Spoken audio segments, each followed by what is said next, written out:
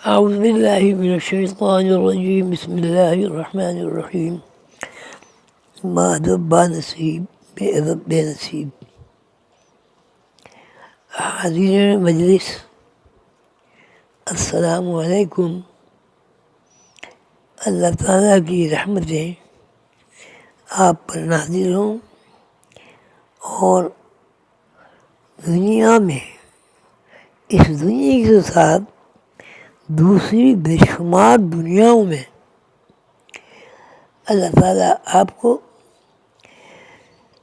وہ اعمال کرنے کی توفیق عطا فرمائے جو اللہ تعالیٰ نے پیغمبروں کے ذریعے بیان کیے ہیں. بتایا جاتا ہے کہ 1,24,000 پیغمبر اس دنیا میں تشریف لائے اور انہوں نے اس بات کا اعلان کیا کہ کائنات کی تخلیق کا خالق اللہ ہے. اللہ نے چاہا میں پہچانا جاؤں. پہچاننے کے لیے ضروری ہے کہ ایک فرد کے علاوہ، میں دنیاوی بات کر رہا ہوں، ایک فرد کے علاوہ دوسرے افراد دنیا میں موجود ہوں. ہم سب ایک باپ اور ایک ماں کی اولاد ہیں. ہزاروں مخلوق میں اگر آدم و حوا کا ایک بیٹا آدمی موجود ہے تو ہم ذہنی طور پر لاشمار مخلوقات میں ایک آدمی نقش و نگار سے، رنگ و روپ سے، تخلیقی ساخت سے پہچان لیا جاتا ہے. اور ہر دوسرا آدمی پکار اٹھتا ہے کہ یہ آدمی، یہ بندہ آدمی ہے.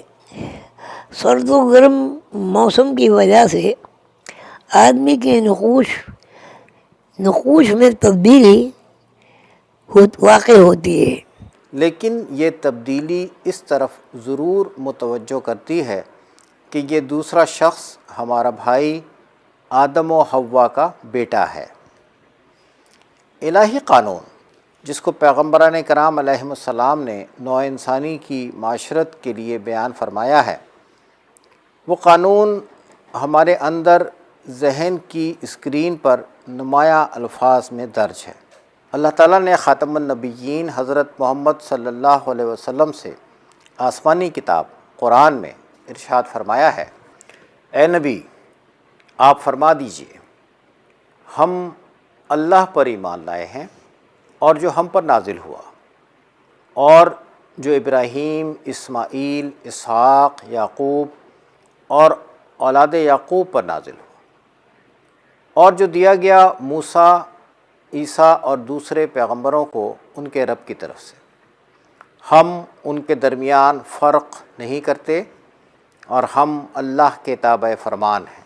کروڑوں مخلوقات میں شناخت ایسا عمل ہے کہ جب کوئی آدم و حوا کی نسل کو دیکھتا ہے تو برملا پکار اٹھتا ہے کہ یہ آدم ہے. آدم کے رشتے کی کشش سے آدم کے بیٹے اور بیٹی اپنے صلبی رشتے کی کشش محسوس کرتے ہیں. آدمی جب عالم غیب سے عالم ظاہر یعنی دنیا میں آتا ہے تو ہر دو آدمی پکار اٹھتے ہیں کہ یہ میرا بیٹا اور بیٹی ہے، یہ میرا بھائی اور بہن ہے. آسمانی کتابوں میں جب نظام کائنات پر تفکر کیا جاتا ہے تو نوع آدم اور ہر نوع کو دو رخوں میں بیان کیا گیا ہے. ایک رخ میل اور دوسرا رخ فیمیل ہے، اور یہ فارمولہ ہر نوع کے میل فیمیل کے یکجائی پروگرام کے تابع ہے.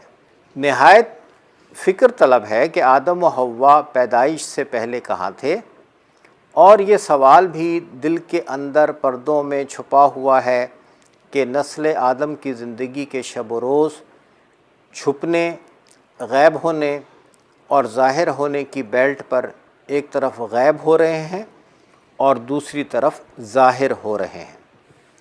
ظاہر و غیب کا یہ کڑی در کڑی سلسلہ آدم و حوا سے شروع ہوا اور قائم ہے۔ ایک دن کا بچہ جب زمین کی اسکرین پر ظاہر ہوتا ہے تو 2 دن کا تذکرہ تب تک نہیں ہوتا جب تک پہلا دن نہیں چھپتا۔ اس طرح 11 دن کا تذکرہ اس وقت تک نہیں ہوتا جب تک 10 دن غائب نہ ہو جائیں۔ کہنا یہ چاہتا ہوں کہ آدم و حوا کی سب اولاد غیب ظاہر اور ظاہر غیب کی بیلٹ پر قائم ہے۔ غیب کا پردہ آدم کو اپنے اندر چھپا لیتا ہے اور غیب میں سے ظاہر کا مظاہرہ کرتا ہے۔ اس بات کو سمجھنے کے لیے ضروری ہے کہ آدم و حوا کا بیٹا اور آدم و حوا کی بیٹی چھپنے، غائب ہونے، ظاہر ہونے اور حاضر ہونے کے بعد غائب ہونے کی بیلٹ پر رواں ہے۔ حاضر ہونے کے بعد غائب ہونے کی ایکویشن کیا ہے؟ ایک دن کے بچے کو جب ہم 20 سال کے زمانے میں ڈھونڈتے ہیں تو ہمیں ظاہر وجود عدم کے علاوہ کچھ نظر نہیں آتا۔ بالآخر زمین پر ظاہر ہونے والا فرد ظاہر غیب، غیب ظاہر میں رد و بدل ہو کر اس دنیا سے غائب ہو جاتا ہے۔ پردے میں چھپنا اور پردے میں سے ظاہر ہونا، چھوٹی چیز کا بڑھنا اور بڑی چیز سمٹ کر غائب ہونا، نقوش کا ابھار اور عمر رفتہ کی حالت ظاہر کرتی ہے کہ جب بچہ زمین پر ظاہر ہوا تو وہ غیب سے ظاہر ہوا، اور جب بچہ 2 دن کا ہوتا ہے تو پہلا دن غائب ہو جاتا ہے۔ لڑکپن جب غائب ہوتا ہے تو جوانی ظاہر ہوتی ہے، اور جوانی جب بڑھاپے کے روپ میں نظر آتی ہے تو محترم خواتین و حضرات، میں آدم و حوا کے رشتے سے آپ کا بھائی ہوں، بیٹا ہوں یا پوتا ہوں، یا جو بھی رشتہ جس زبان میں بیان کیا جاتا ہے، تسبیح کے دانوں کی طرح ہر رشتہ ایک دانہ ہے۔ دوسرا رشتہ تسبیح کا دوسرا دانہ ہے، تیسرا رشتہ تسبیح کا تیسرا دانہ ہے، اور چوتھا رشتہ تسبیح کا چوتھا دانہ ہے۔ ایک دانہ باپ ہے، دوسرا دانہ ماں ہے، تیسرا دانہ بیٹا یا بیٹی ہے، چوتھا دانہ پوتا پوتی یا نواسا نواسی ہے۔ عمر کا گھٹنا بڑھنا غیب و شہود ہے۔ جب بچہ ظاہر ہوتا ہے تو ہم اس کو پیدائش کہتے ہیں، لیکن جب 2 دن غائب ہونے کے بعد تیسرا دن ظاہر ہوتا ہے تو اس سلسلے میں ذہن کے پردوں کو حرکت دیجیے، آپ کے اوپر ایک راز کھلے گا، ایسا راز جو ہم دیکھتے ہوئے بھی نہیں دیکھتے۔ زمین پر ظاہر ہونے سے پہلے آدم و حوا کا وجود کہاں تھا، اور زمین پر موجود ہونے کے باوجود ایک دن غائب ہونے کے بعد دوسرا دن ظاہر ہونا، دوسرا دن غائب ہونے کے بعد تیسرا دن ظاہر ہونا، تیسرا دن غائب ہونے کے بعد چوتھا دن ظاہر ہونا، یہ وقت کی بیلٹ پر رواں دواں ہیں۔ اسی لیے ہم کہتے ہیں کہ یہ آدمی 50 سال، یہ 100 سال، اور یہ بچہ 10 دن کا ہے، اور بالآخر بچہ جس عالم بالا سے زمین پر ظاہر ہوتا ہے اسی عالم میں لوٹ جاتا ہے۔ آج کا دن کل کے پردے میں چھپ جاتا ہے۔ یہ چھپن چھپائی کا کھیل زندگی ہے، اور زندگی ظاہر و غیب کا تسلسل ہے۔ پیدا ہونے سے پہلے ہم کس زون میں تھے، اور زمین پر ظاہر ہونے کے بعد ہر روز، ہر مہینے، ہر سال کہاں چھپ جاتے ہیں؟ عمر بچپن کی ہو، عمر لڑکپن کی ہو، عمر جوانی کی ہو، عمر انحطاط کی ہو، عمر بڑھاپے کی ہو، زندگی کا یہ کھیل غیب و شہود کے پردے پر جاری و ساری ہے۔ قابل احترام حاضرین مجلس اور میرے بزرگوں، دوستوں، بھائیوں اور بہنوں، راز جو لکھا گیا ہے وہ راز نہیں ہے، راز بنا دیا گیا ہے۔ اس لیے کہ کون نہیں جانتا کہ آدم و حوا کی اولاد، بیٹا بیٹی اور پوری نسل اس دنیا کی زمین پر جہاں سے آئی ہے وہ ہمارے لیے غیب ہے، لیکن غیب نہیں ہے۔ کیا روزانہ غیب و شہود کا یہ لامتناہی سلسلہ آدمی خود نہیں ہے؟ 10 دن چھپ جاتے ہیں تو ہم خوش ہوتے ہیں کہ عمر 10 دن ہو گئی۔ 10 دن جس پر خوشی منائی جاتی ہے، کیا وہ دبیس پردہ نہیں ہے؟ بچپن جب چھپ جاتا ہے تو لڑکپن ظاہر ہوتا ہے، اور بڑھاپا چھپتا ہے تو بتائیے آدمی کہاں سے آیا اور ماہوں سال گزارنے کے بعد کہاں غائب ہو گیا۔ ہر شہر، ہر قصبے میں ایک چھپی ہوئی آبادی ہے جس کو گورستان کے نام سے پکارا جاتا ہے۔ پیدائش سے پہلے ہر مخلوق پر غیب کا پردہ چھایا ہوا تھا۔ پردہ ہٹتا ہے تو اسکرین پر ایک فلم ڈسپلے ہوتی ہے۔ آپ غور کیجئے، کیا زندگی فلم نہیں ہے؟ زمین اسکرین نہیں ہے؟ حاضرین مجلس، قابل احترام مہمانان گرامی، فقیر جانتا ہے کہ بندہ دنیا میں آنے سے پہلے کہاں تھا۔ ہر روز جو ظاہر ہوتا ہے وہ غیب کے کس پردے میں چھپ جاتا ہے، اور چھپن چھپائی کا یہ کھیل بالآخر اس دنیا کی اسکرین سے غائب ہو جاتا ہے، اور دوسری دنیا میں منتقل ہونے کے بعد وہاں کی اسکرین پر ظاہر ہو جاتا ہے۔ جہاں سے آیا وہاں لوٹ جاتا ہے۔ ہر شے اللہ کی طرف سے ہے اور اللہ کی طرف لوٹ رہی ہے۔ محترم خواتین و حضرات، آدم و حوا کے حوالے سے ہم سب بہن بھائی کے رشتے میں بندھے ہوئے ہیں۔ علوم کی الگ الگ نوعیتیں ہیں۔ ایک علم اندرونی کیفیات کا علم ہے، لیکن ہر علم کی بنیاد غیب و شہود پر قائم ہے۔ جب تک پیاس نہیں لگتی، پیاس کا تقاضا علم غیب ہے۔ پانی پی کر پیاس کا بجھنا علم ظاہر ہے، لیکن یہ علم ظاہر ایسا علم ہے کہ مخلوق میں تقاضے خون بن کر شریانوں اور وریدوں میں مسلسل متحرک ہیں۔ جب یہ سلسلہ ختم ہوتا ہے تو آدمی یا کوئی بھی مخلوق ڈیڈ باڈی ہے۔ ڈیڈ باڈی ایسا مظہر یا کھلونا ہے کہ اس میں حرکت کا دار و مدار غیب و شہود کا نظام ہے۔